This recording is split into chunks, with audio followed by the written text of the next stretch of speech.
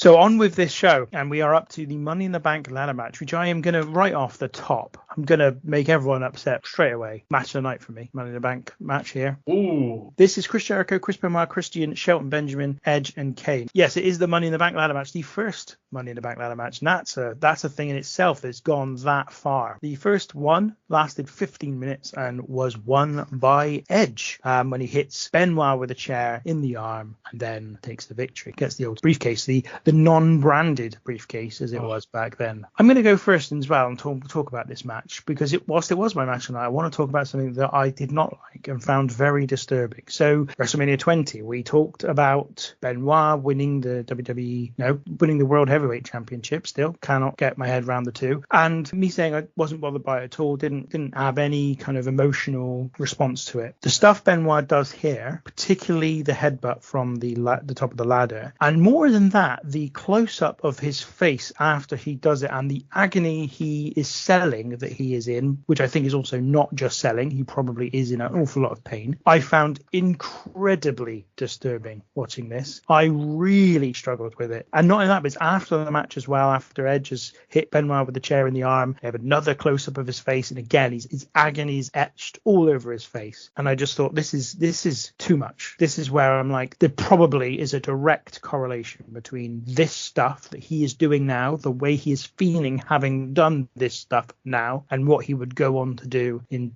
just over 2 years after this point. And yeah, for me, that was pretty harrowing, I thought, seeing him writhing around in agony. Everything else, I thought this was an excellent ladder match. What I liked about it, very, very few pauses to put ladders up, set various bits of furniture up. Nice use of the ladder as a weapon, not just as something that you fall off of, which is another thing I've got a bit of an issue with. Just vary it a little bit. There's other ways to use this ladder. And ultimately, 6 wrestlers, I think, all felt like were going for the victory from the get-go, not just trying to do some stunt or do some jump or whatever. Really thought it was a very, very good match. Obviously, it did include Major Mediocre, Mr. Christian himself, but what can you do? They can't all be perfect. You mean Captain Charisma? Yeah. Captain Charisma was definitely in this, and boy, does he have it in spades. Do you know what?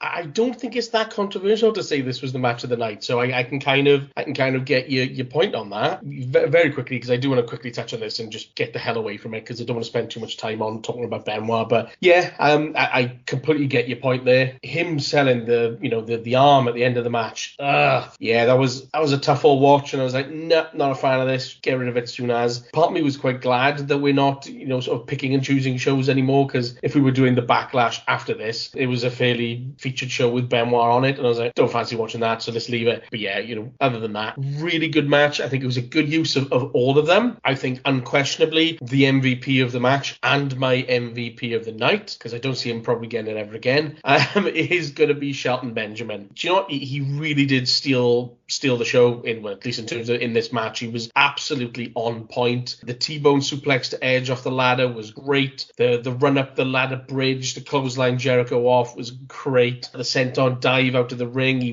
was so good. He really deserves his flowers for this match. And yeah, like I said, I think they all had their chance to sort of shine. They all did pretty good. I know we're not the biggest fans of Kane in this podcast, but damn, I have to admit that his entrance with all the ladders on fire, I thought was badass as hell, and I really did like that. Yeah, that this was a really great match. One of the best of the night, really, for me, is one of the big sort of stamps of greatness on this show. It's amazing to really look back and see how the concept has grown since then. I really wish they would go back to just a standard briefcase with a freaking WWE branding on it, but of course they're going to brand everything, don't they? And I completely agree in terms of like ladder matches, spending too much time setting up the ladder, falling off it. It was far more, here's the ladder, I'm going to shove it in your face as a weapon. That was done far more often, quite brutally in some cases, but really great match. Like I said, loved everybody in it. Really great stuff. Right, the first Money in the Bank, and Fink did clearly say that the contract was for a World Heavyweight title match in the coming years. So how did Edge cash in on WWE Champion John Cena, eh? Christian's music was super. Was that a bit too melodic for you, Matt, or did you like it? That's his best theme. Okay, yeah, I agree. Waterproof Blonde, yes. I loved this at the time, and I think it felt like it held up pretty well, even though I feel like I've watched 800 ladder matches the last 18 months. And you're right about Benoit. That made my face retch when he did that top rope headbutt from the ladder. Or sorry,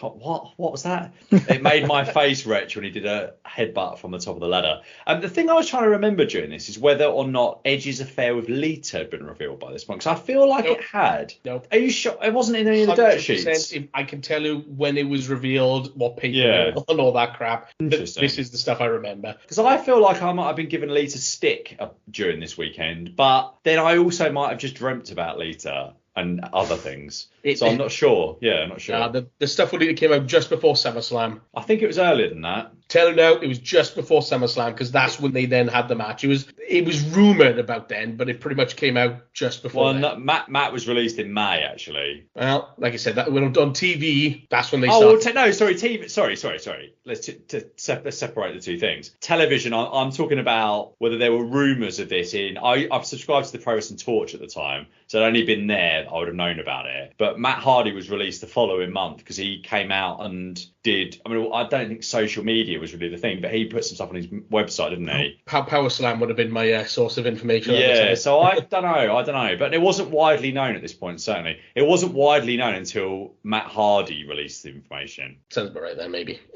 One thing I wanted to ask you both, because again, not being somebody who watched at the time really very much, and also certainly not paying attention to what was going on behind the scenes. I did pick up on the Matt Hardy stuff through Power Slam, but I was no longer buying Power Slam religiously every month by this point. What happened to Shelton Benjamin? So he's on the up, he's on the rise, Intercontinental Champion, as the classic match with Shawn Michaels on Raw. What happened? I think they decided he couldn't cut a promo and they gave up on him. Yeah, I think he quietly faded away. They did try again with the outrageously offensive Shelton's mama character. They tried again. It didn't work. Dropped it again. I don't know why they just, they decided he can't get a promo worth a damn, and that's it, and they just wouldn't go back to him. What a shame as well, because peaked 10 years later or 10 years earlier, they're just giving him a manager, wouldn't they? They're just giving him a manager to be the mouthpiece, and they'd been fine. What a shame. Okay, well, that was just something I was interested in.